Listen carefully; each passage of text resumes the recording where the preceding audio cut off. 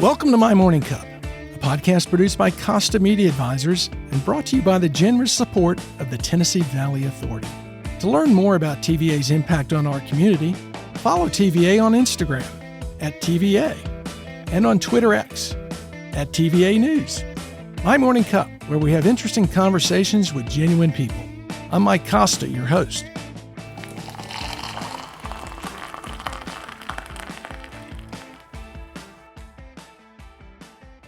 My guest this week is Kevin Brooks.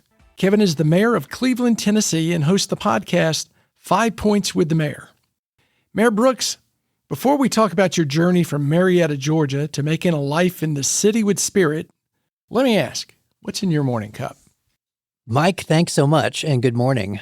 My morning cup, they make fun of me because I have to have the caramel brulee Christmas coffee at this time of the year, or whatever the fancy stuff is, cinnamon dolce latte. Yeah.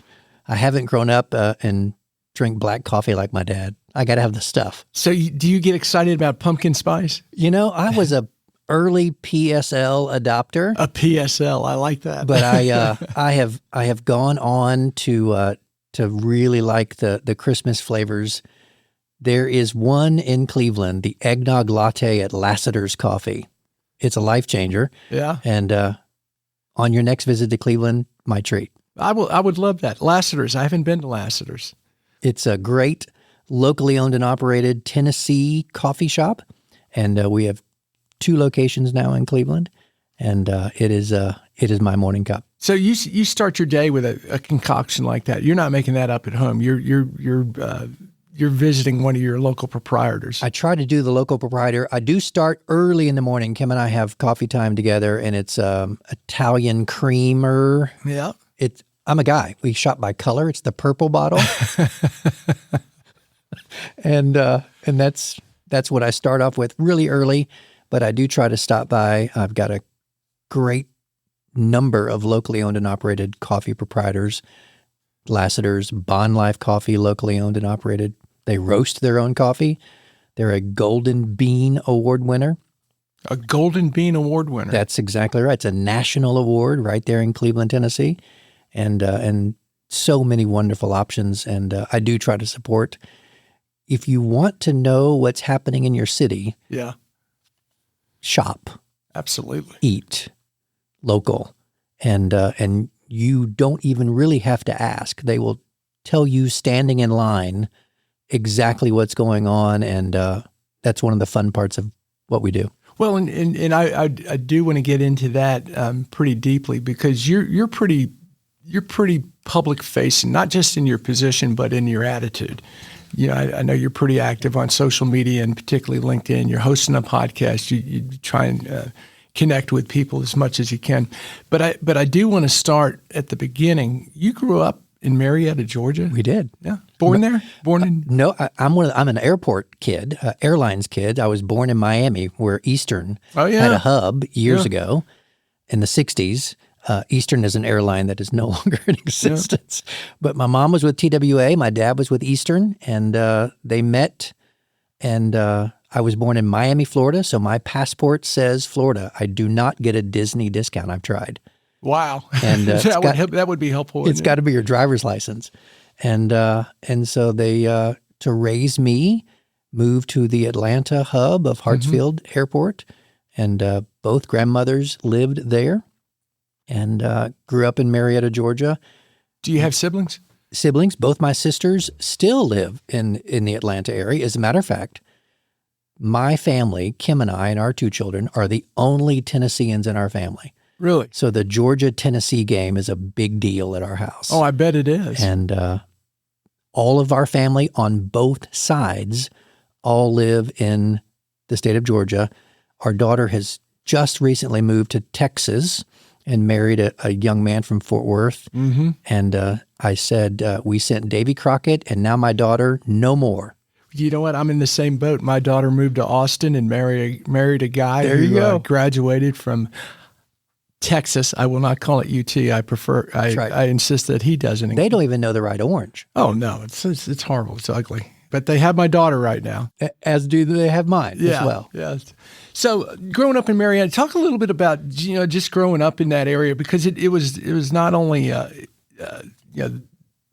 for the airline a place to be, but Marietta had to be growing tremendously when you were at that age. So high school sports. The irony is I remember thinking I got to get out of Atlanta because it's growing too fast. Yeah. And now here it is, it's caught up with Cleveland because Cleveland is growing exponentially. But growing up in Marietta, it was just a dream childhood. I'm so blessed. My two sisters and I, great family. They older or younger? One of each. I have one older, one younger. I'm the middle child, and so I've got the middle child syndrome. And my wife and her two brothers, she's also the middle. So two middles got married. My high school sweetheart, she was the captain of the cheerleading squad. You can look at me, Mike, and tell I wasn't sports.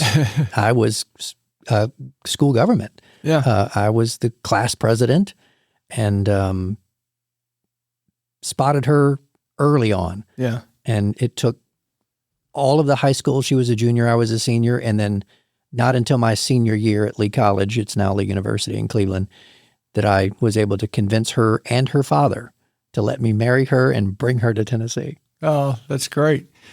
So in growing up, what kind of part-time jobs did you have? Were you working as a kid? I really was. Was that part of the culture? I worked very, very early on. I seemed to have a yogurt propensity. I worked at TCBY Yogurt Shop in Marietta, and then I got a job because I knew what to do. I knew how to make waffle cones at Perkins Yogurt while I was at Lee.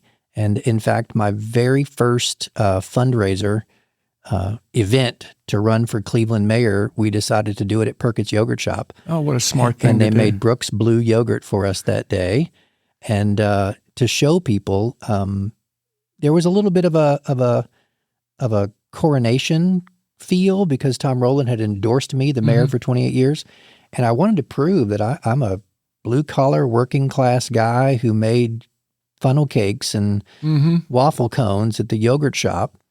Worked my very first job at Lee, study job was in the maintenance department, in the groundskeeping. I was the guy who did the hedges at the Science and Math building on Ocoee Street.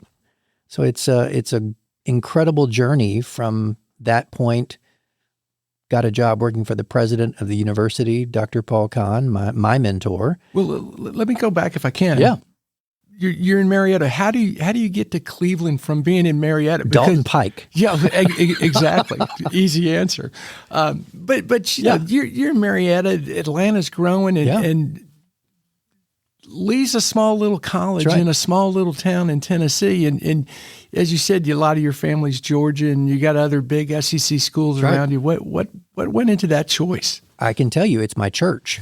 So I work still and currently for the Church of God, which is the sponsoring denomination of Lee University.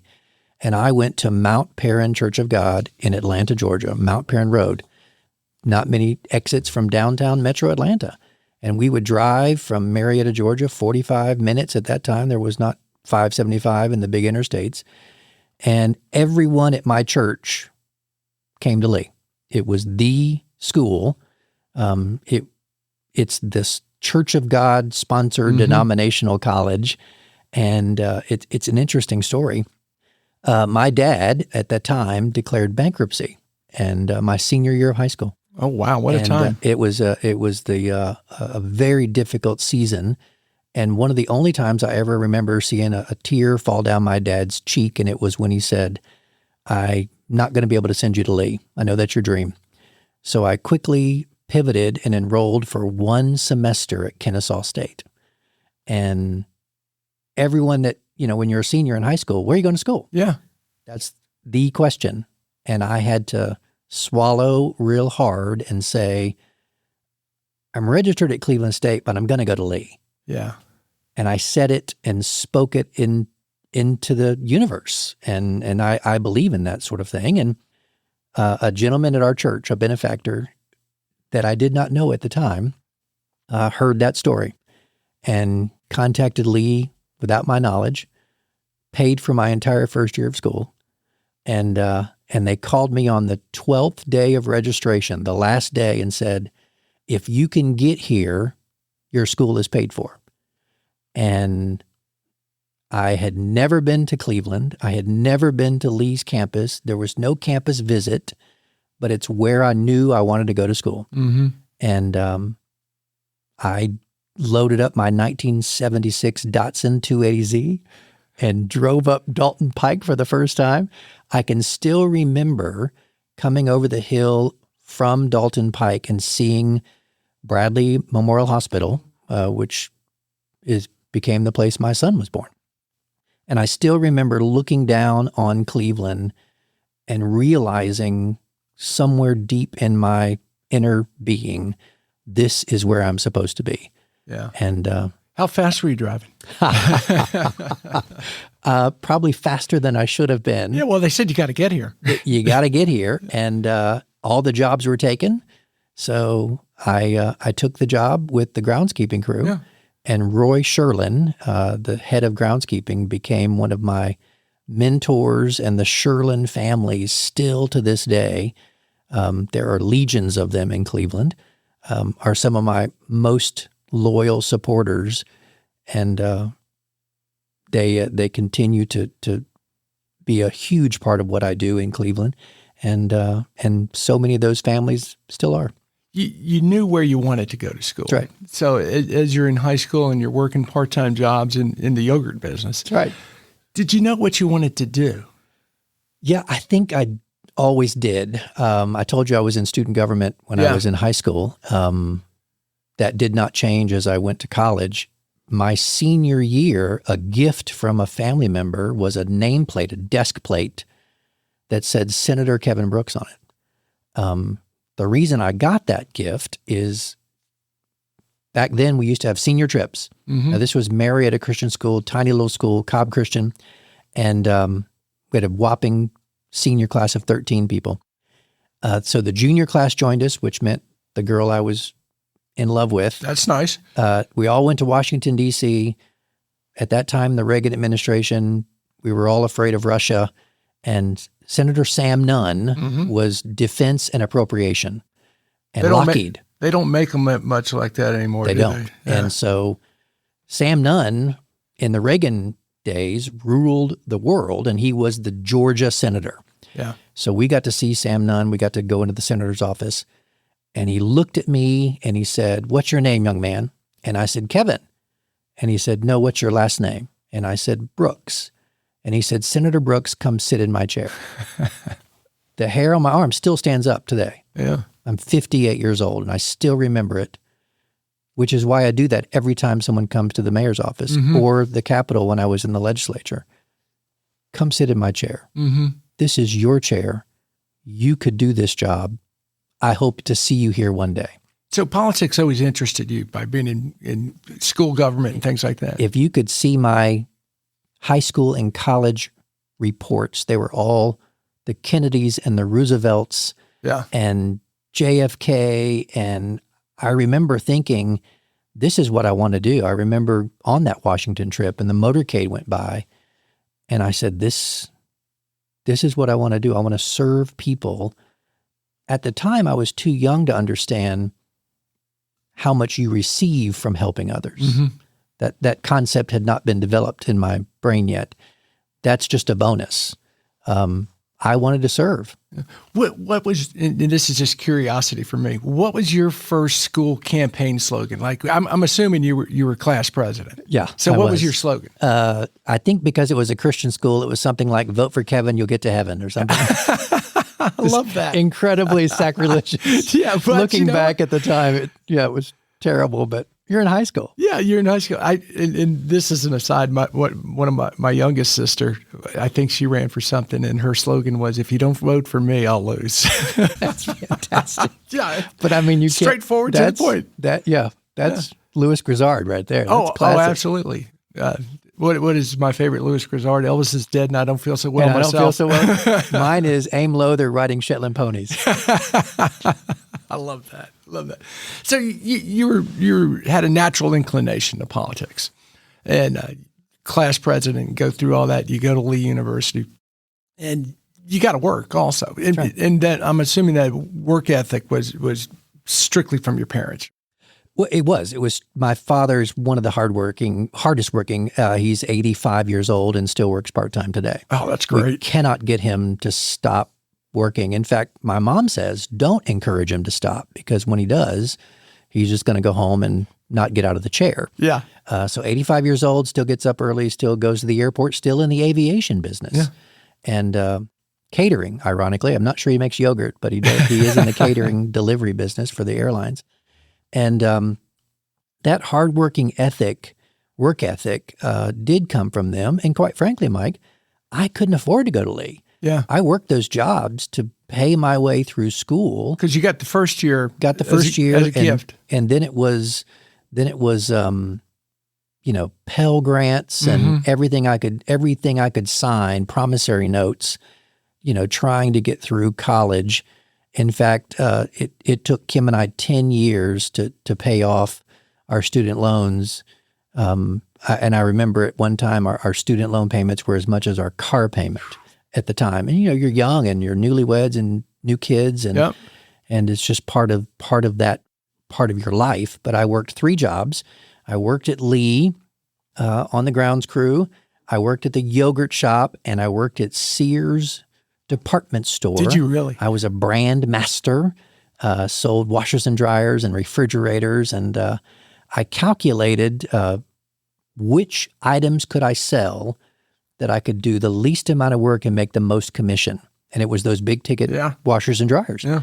And learning that part of your population and learning about the people that make up your neighborhoods. Never underestimate the guy in overalls, because he's got a wad of $100 bills in the bib of those overalls. And it was always interesting to learn about how you can upsell. Sears was always wanting you to upsell, and then the magic maintenance agreement. What did that teach you about dealing with people that, particularly later on in your political career? I mean, I'm just the image of selling appliances in Sears. People are not always necessarily walking in and saying, "Oh, I get to buy an appliance today." Exactly right. It's usually a guy coming and going, "I can't believe the refrigerator's broke already." Yes. And then it's I don't need that much. Yes. I don't need that one with the ice maker. I don't need the one that lights up when you open it. That was always the opening line. What's the cheapest refrigerator you got? And I would say, well, let me show you the best refrigerator that I can sell you for the money. And what I learned, I still use today. I had this conversation last week at City Hall. I never refer to people that visit as constituents or voters. I remind everyone at City Hall, these are our customers. Mm-hmm. And it's the most important thing that we can do, how they are received at City Hall. Just like buying an appliance, no one comes to City Hall because they're having a good day. It's usually to pay taxes or pay a ticket or something they wish they didn't have to do.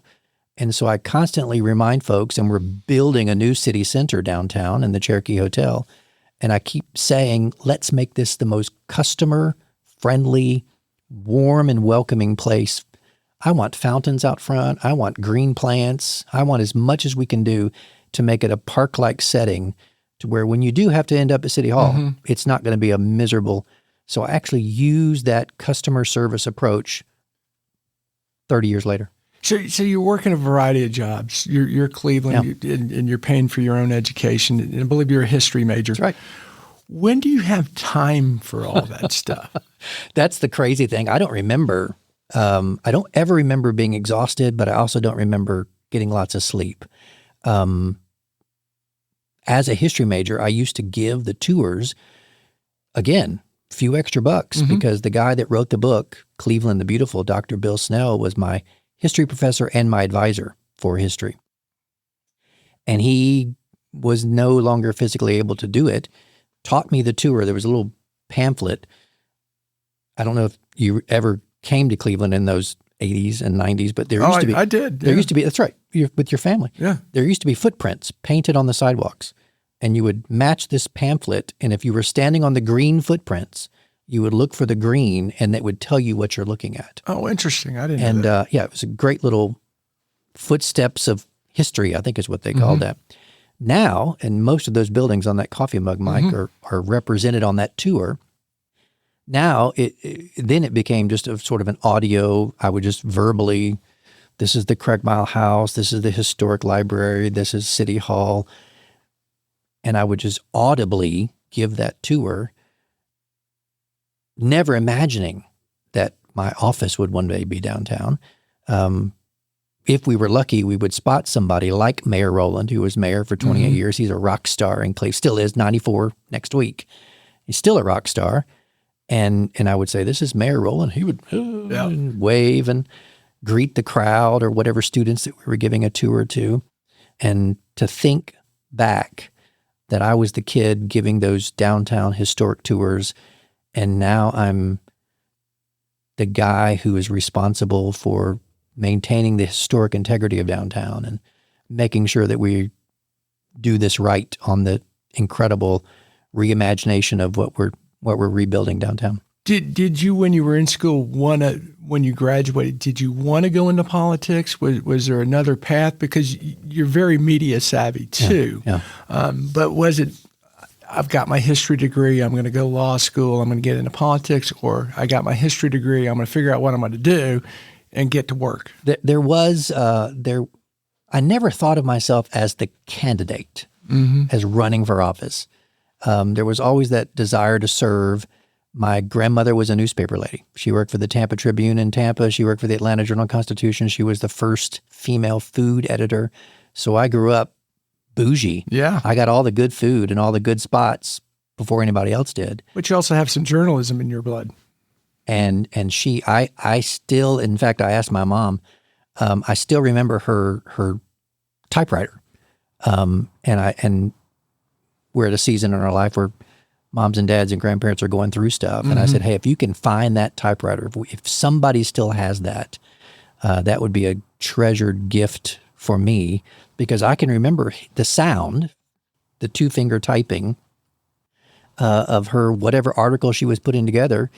And then I fast forward, I can remember working at Lee in the president's office and getting the first word processor on campus. Yeah, doesn't make the same sound. Didn't make the same sound, but I was the only student turning in papers that were typed. Yeah. And, somewhere in the back of my mind, I would think back to my grandmother sitting at her typewriter, typing out her food editorial on Dante's Down the Hatch in downtown underground Atlanta. God, I remember that place. Think about that. Dante's Down the Hatch, I forgot. Yeah. So that was naturally, and when you graduated, you said you didn't ever see yourself really as the candidate. And I believe you had a PR minor. I did. Dan Howe was one of my communications professor, and I loved communications. That was sort of a fallback idea. I grew up in Atlanta. Ted Turner, CNN was being born at the time.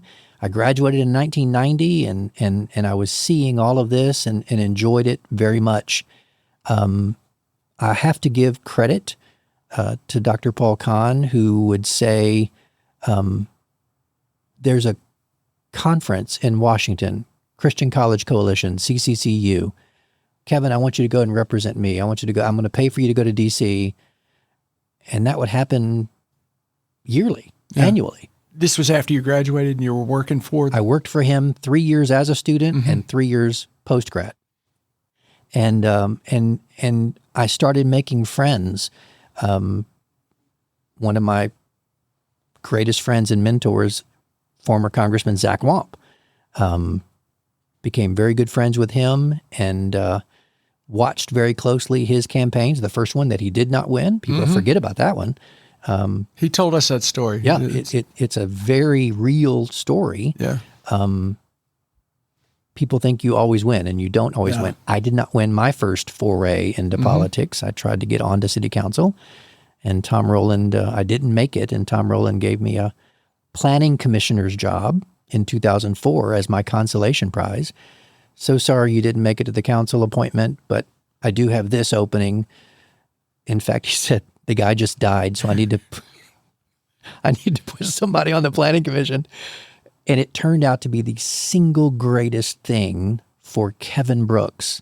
It gave me 2 years. I didn't know who Robert was, but he clearly had a Robert's Rules of Order. And sitting to the right hand of the chairman, Tim Henderson, who's now the CEO of Cleveland Utilities, so there's another ribbon that connects through my life. Learning Robert's Rules of Order, which I used every single day when I was elected to the House in 2006. So you didn't make the alderman. You get the planning commission. No. And when you decide to run again, you're going for the state house. Is it? Yeah, it was crazy. Looking back at it, politically, what a huge gamble. There was this incident you might remember called Tennessee Waltz. Oh, yeah. And one of the senators in my area got caught up in it. Yeah, caught up in it. Never convicted, but got caught up in it. So the House member, who is now Judge Dwayne Bunch, moved from the House up to the Senate, and it was an uncontested open seat. If you're going to run for office, it's the way to do it. It's the way to do it. So I was the third person to file the application, the paperwork to run. By the time we were done, there was 5 of us. They were like, that Church of God kid, he's 30-something years old. There's no way. I was the youngest person ever in Cleveland, Tennessee to try to run for office. But I had always had this desire to serve and this dream of running for office. Even though my nameplate, which I still had, said senator,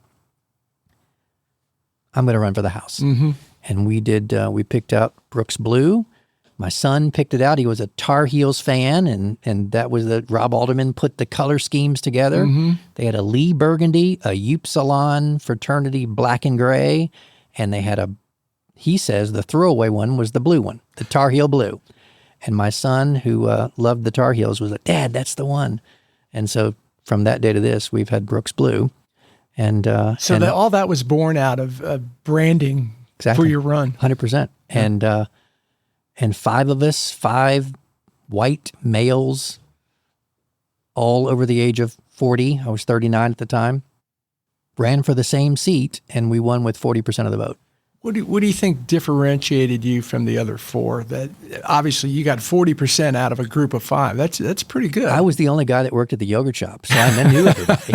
And you knew how to make the waffle cones. Had to make the waffle cones, and working at Sears, there was a debate. This is a true story. There was a debate, and the most nerve-wracking part of any kind of an event like that is the Q&A, or raise your hand if you have a question. And I remember this guy, far left back corner, raised his hand, and I thought, boy, that guy looks familiar, but I can't place him.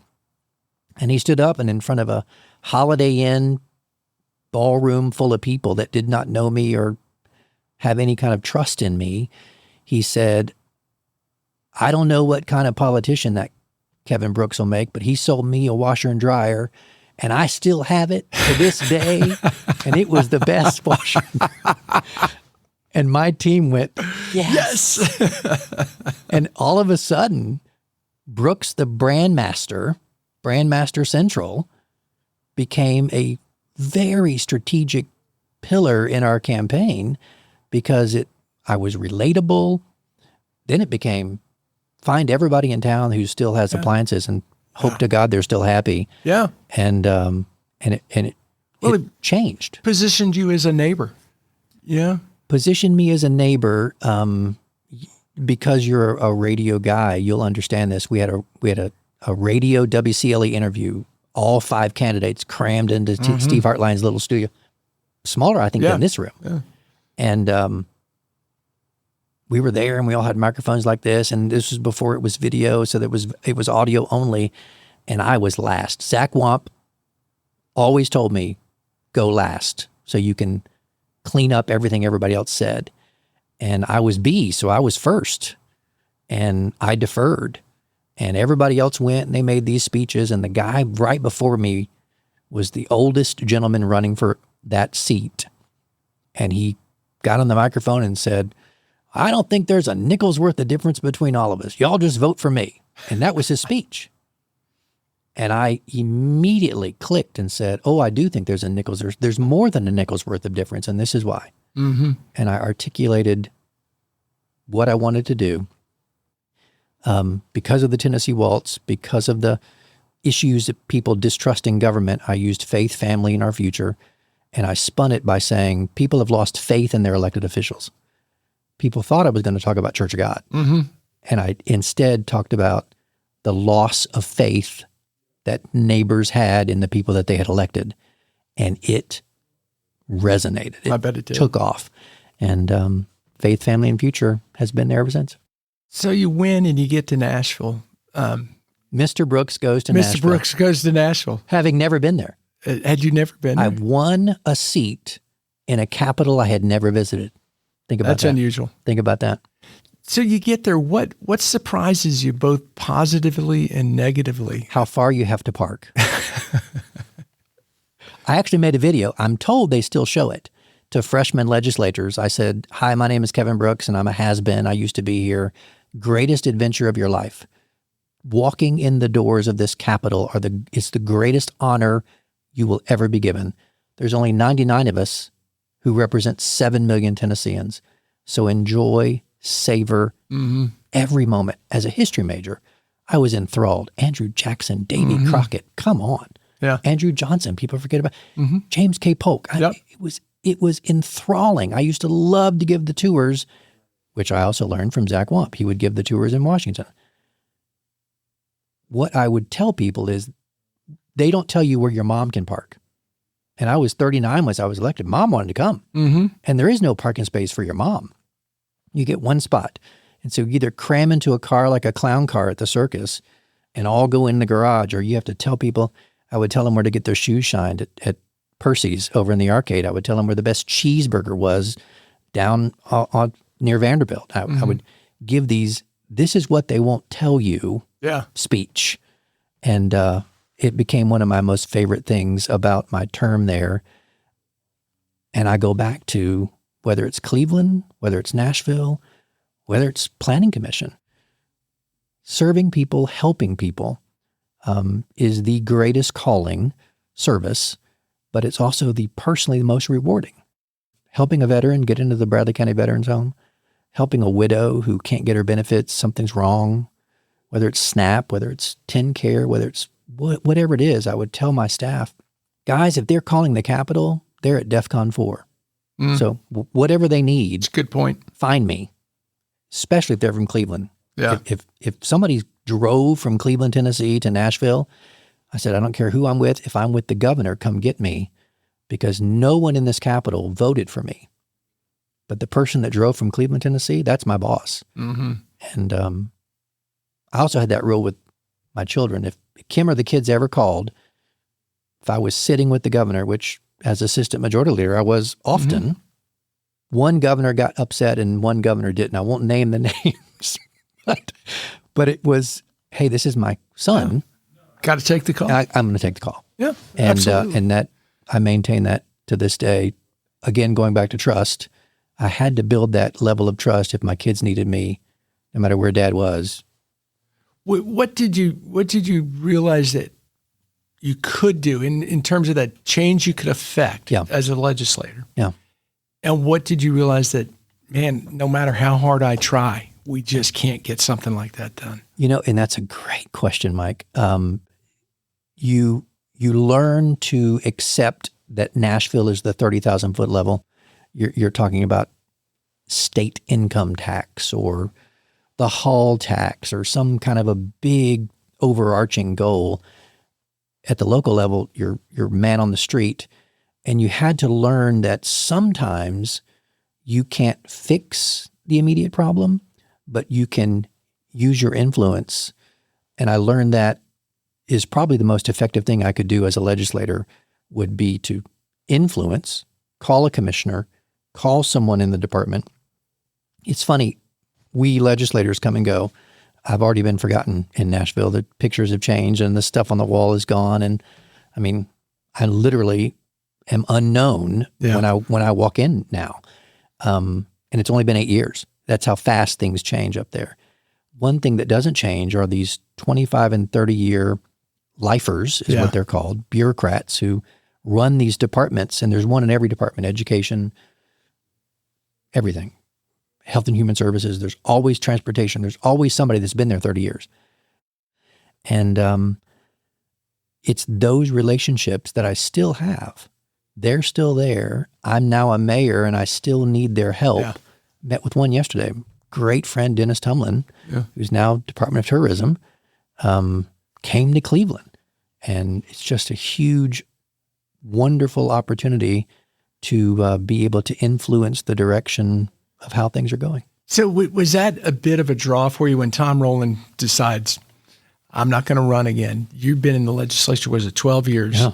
And 30,000-foot view, but you're more, at least in talking to you, a guy that appreciates and likes the retail politics, for lack of a better description. Was that a factor in your saying, you know what, this is great, but I think I could be more effective in my hometown? Well, I'll give you an inside scoop. A lot of people don't know.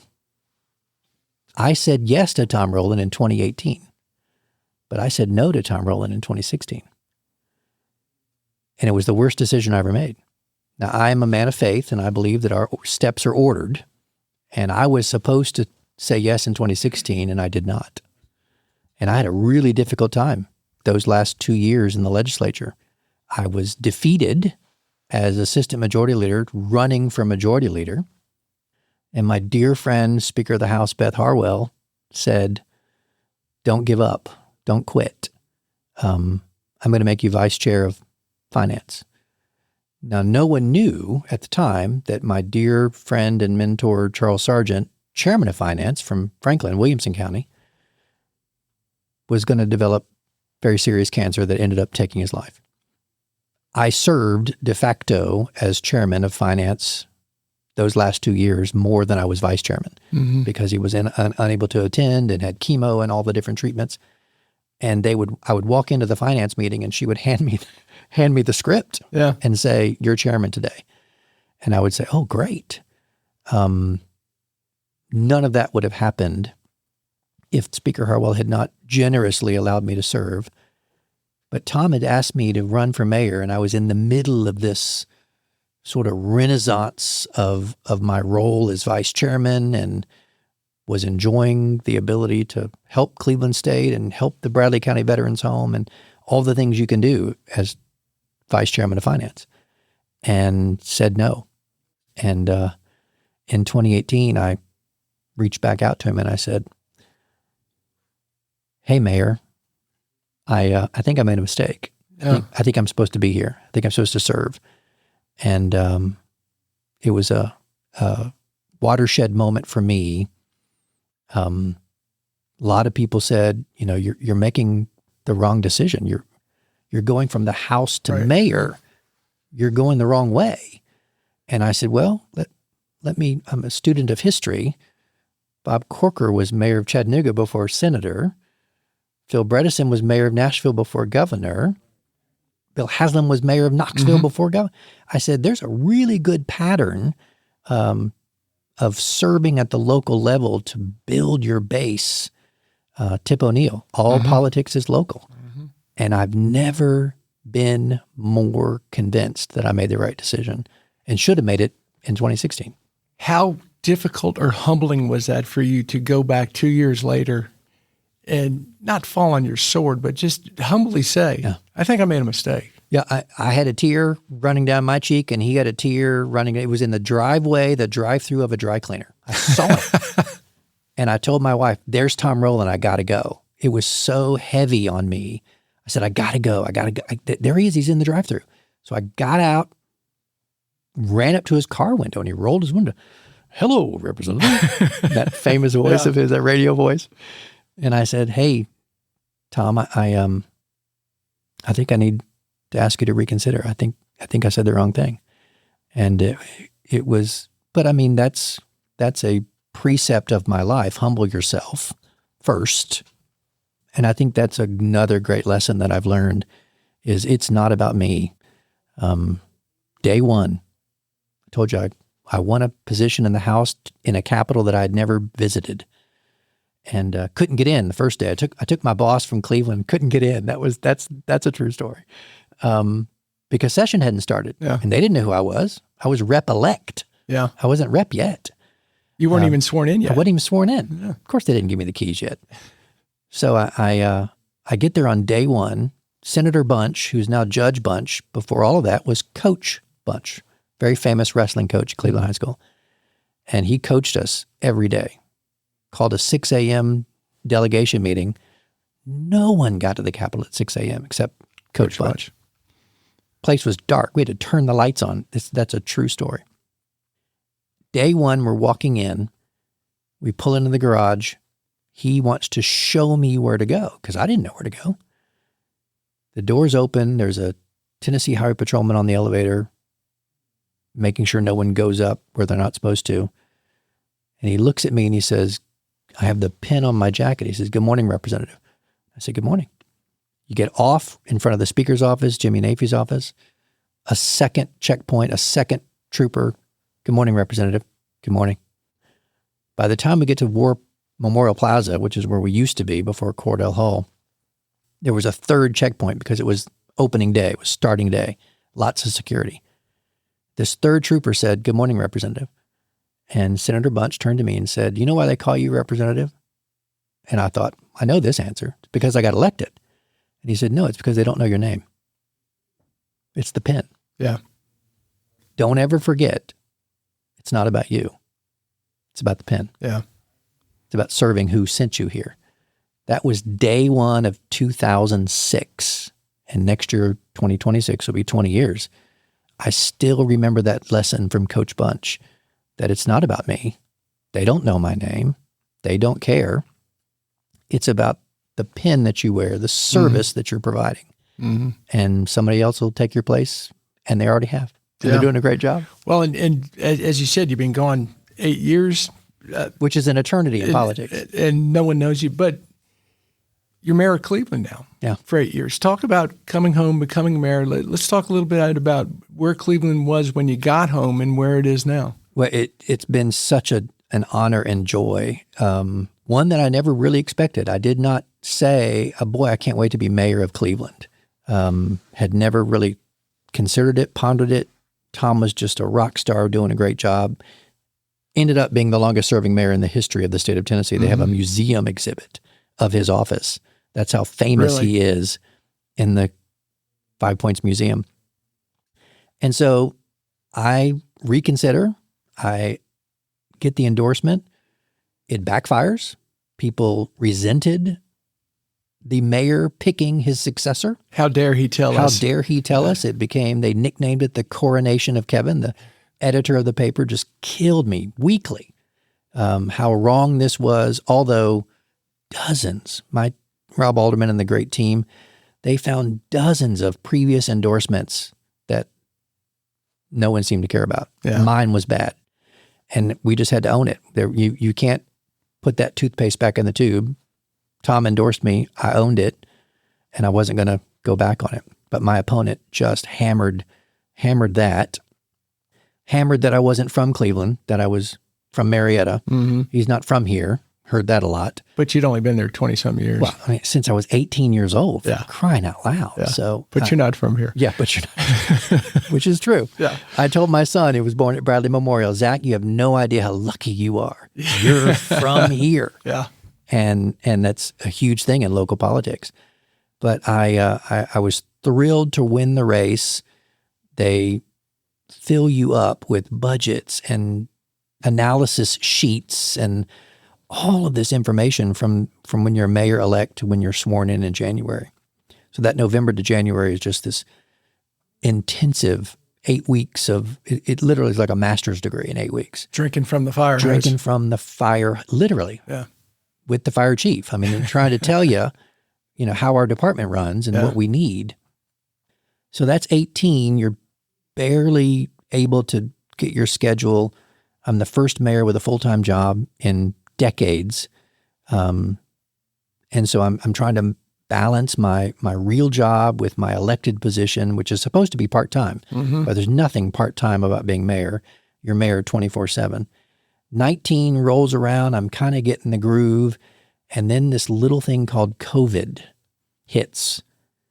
And first of all, I'm trying to protect my city. I'm trying to keep everything open because the conservative, very, very active libertarian style of neighbors that we have in Cleveland, they don't want us to shut down anything. Don't tell us to shut down. Chattanooga was just shutting down. My good friend I served with, Andy Burke, very frustrated that Chattanooga was shutting down and Cleveland wasn't. So I'm having all these challenges, thankfully, remained healthy until 2020, until July. I was late. I was a late COVID patient. But boy, when it got me, I spent 11 days in Bradley Memorial. I didn't know that. 6 in ICU. I'm not supposed to be here. Yeah. They said after I got out, do you know how sick your husband was? They asked my wife. Do you realize how we almost lost him? So COVID had this whole different approach. It tried to shut down our city. It tried to shut down me. And it was a really difficult season. We did some things in Cleveland that are not sexy. They don't make the front page. They don't make your podcast. We refinanced our debt. It's like your house. When you refinance your house, when I became mayor in 2018, 65% of our debt was variable. Now, for those finance majors out there, that means your Visa card and your Discover card and your 29% variable rate, you don't know what your payment is until Visa tells you because it's based on whatever that APR is that day. Imagine your city budget, 65%, more than half. You were waiting to hear how bad the markets were doing before you could budget how much your monthly payments were. It's impossible. Truly A good word. And so we refinanced, we reorganized our debt. City manager did a great job. We divorced a bunch of the banks, had a bunch of people mad at us because we had just not gotten good rates and good service. And so we left a couple of mutual funds that had been 20 and 30 years with the city of Cleveland. And I said, guys, we've got to get our customers' finances in order before we can do one more thing. Today we have 95, as a matter of fact, the last time I looked, 97% of our debt is fixed. We know exactly what our bills are going to be. Now that's not news. No one at the Cleveland Banner or Chattanooga Times Free Press is going to call me and ask about our debt. Yeah. But they don't ask till it's a problem because that's news. And it's incredibly important to the future of Cleveland. Going forward, we can do things like the renovation of downtown and the refurbishment of the Cherokee Hotel into the new city center, Johnston Park, Inman Street. We just won an award for it. And all that's possible because we swallowed that difficult pill of refinancing and restructuring our debt. And all that happened during COVID. We're going to probably have to have you talk more on another episode about what's coming up for Cleveland, but I got a couple questions I want to get in before we get to that. Cleveland, and this is an opinion-based question. Cleveland seems to be on an economic roll. Yeah. And has had tremendous growth over the last 10, 15, 20 years. What do you equate that to? And I'm going to go back to something because I told you my wife grew up in Cleveland. Right. I look back to how much Cleveland changed with, quite frankly, liquor by the drink. Yeah, no doubt. Now, it brought in retail that you weren't attracting. I know that wasn't the factor, but what are some of the factors that you see today that you can go back and go, you know what, these things happened and put us in the position we're in? Yeah, there's no doubt. As a matter of fact, we just, this is 2025. In 2024, we were told by ECD that we were the number one county in all 95 of new jobs, manufacturing jobs. And I wouldn't, you mentioned my social media, I wouldn't tweet that until somebody could verify it. I heard it, and it took about a month to get the official word printed from tnecd.org or whatever they are. And I literally wouldn't talk about it until I could verify it. And I'll just say this. Yes, you mentioned liquor by the drink. You mentioned some of the other things. I think it's a combination of Cleveland's willingness to do what it takes. Mm-hmm. I think that's a big part. You want to build a development, you want to come to Cleveland. What is it that you need for us to help you with? Is it infrastructure? Is it a TIF, tax incremental financing? Is it, there's a new TDZ we're talking about for downtown Cleveland, a development zone. What is it that we can help you with the tools that Tennessee provides us to get you to Cleveland? And I think that mentality, and then going back to customers, we really drill down. I don't care if you want a permit. I don't care if you're paying a ticket. Whatever it is that you need from the city of Cleveland, we are drilling down that we need to treat you like a customer, like you would want to be treated. And I would have, when you're the mayor, you have breakfast at Old Fort. I can't wait to bring you to Cleveland. I'm sure your family's eaten at Old Fort. It's one of the oldest, longest restaurants in Cleveland. And that's where all the politicos have breakfast. Yeah. And when you're having breakfast, somebody's going to come up to you and say, I'm trying to get a plumbing permit and nobody will return my call. It's always something. And the ability for me to sometimes take my phone out right there in the restaurant and do it and call and say, hey, so-and-so, that's that level of customer service. I think our surrounding neighboring folks are growing, but they're not willing to do what it takes to make the difference, to close the deal. Did when you were selling those appliances at Sears and learning about that customer service, did it ever cross your mind that, this is really going to help me when I'm mayor of Cleveland? No, because I never thought of myself as mayor of Cleveland. But I'll tell you what it did. It taught me to never be afraid to ask the questions, but it also taught me to listen. You got to hear what your customer is saying. Another Coach Bunch-ism.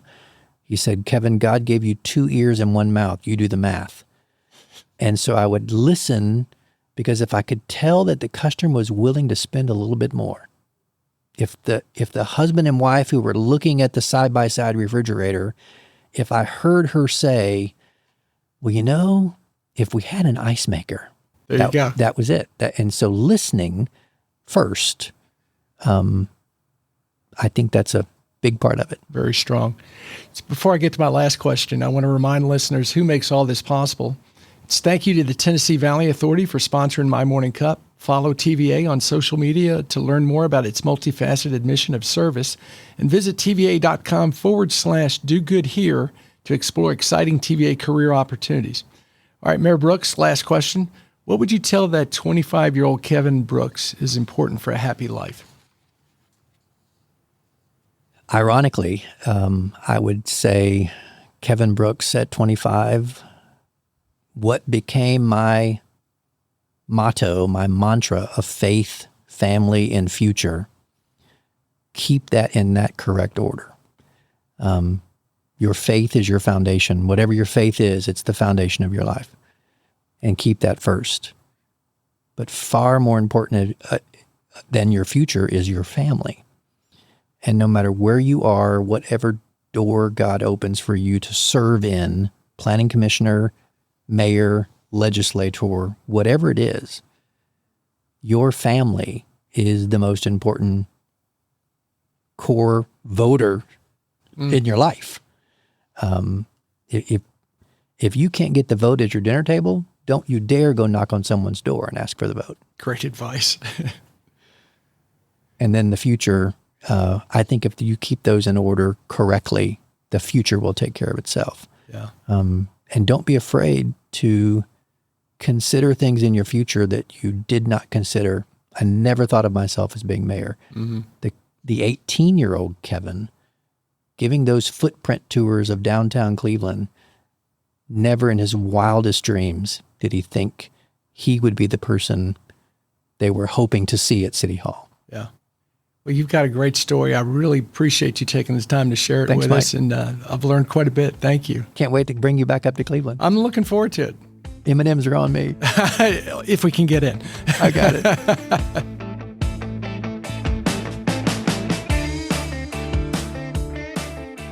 Thanks for listening to My Morning Cup, a podcast by Constant Media Advisors. If you like this episode, please share it with a friend. I release a new episode each week, so be sure to subscribe on Spotify, Apple, Google, or wherever you listen to podcasts.